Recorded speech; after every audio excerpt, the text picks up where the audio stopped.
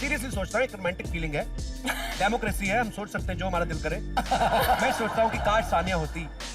সাম্প্রতিক কয়েক বছরে ভারতীয় কমেডি টেলিভিশনের অবিচ্ছেদ্য অঙ্গ হয়ে উঠেছে। The great Indian Kapil Sharma show এর কপিল শর্মা, সুনীল গ্রোভার এবং অন্যান্য কমেডি তারকারাও কোনো অংশে কম যান না।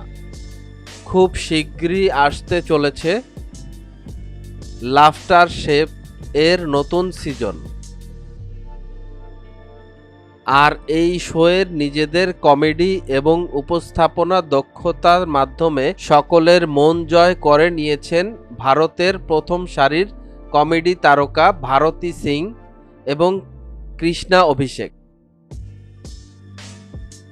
সারা দেশে কমেডি কিং কপিল শর্মার জনপ্রিয়তার কথা আলাদা করে বলে দিতে হয় না। একাধিক সাক্ষাৎকারে জানিয়েছেন যে মাত্র 500 টাকা পকেটে নিয়ে ক্যারিয়ার শুরু করেছিলেন তিনি। শোনা যায় যে তার মোট সম্পত্তির পরিমাণ প্রায় 300 কোটি টাকা। দেশের জনপ্রিয় কমেডি তারকাদের মধ্যে অন্যতম হলেন ভারতী সিং।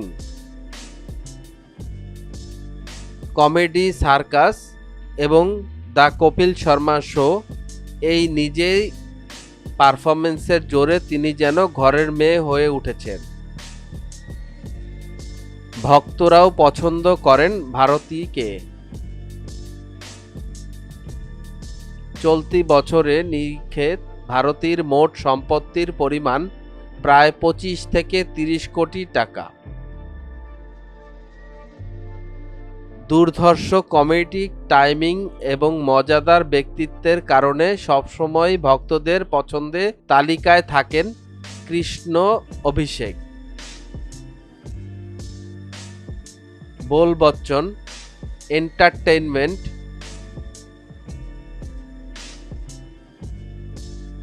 এবং কিয়া কুল হে হাম 3 এর মতো ছবিতে অভিনয় করেছেন। 2025 সালের হিসাব বলছে তার মোট সম্পত্তির পরিমাণ প্রায় 40 কোটি টাকা। দ্য কপিল শর্মা শো এবং অন্যান্য কমেডি প্ল্যাটফর্মে নিজের কমেডির জাদু ছড়িয়ে দিয়েছেন রাজীব ঠাকুর। তিনি the great Indian Kapil Sharma শোর অংশ। এছাড়া কমেডি সার্কাস এর মতো শোতে দেখা গিয়েছে তাকে। শোনা যায় বর্তমানে তার মোট সম্পত্তির পরিমাণ 10 থেকে 12 কোটি টাকা। মিডিয়া জগতের এমন ইন্টারেস্টিং বিষয় জানার জন্য আমাদের এন্টারটেনমেন্ট আপডেটকে সাবস্ক্রাইব করুন এবং ভিডিওটি ভালো লাগলে শেয়ার করুন আপনার ফ্রেন্ডসের কাছে।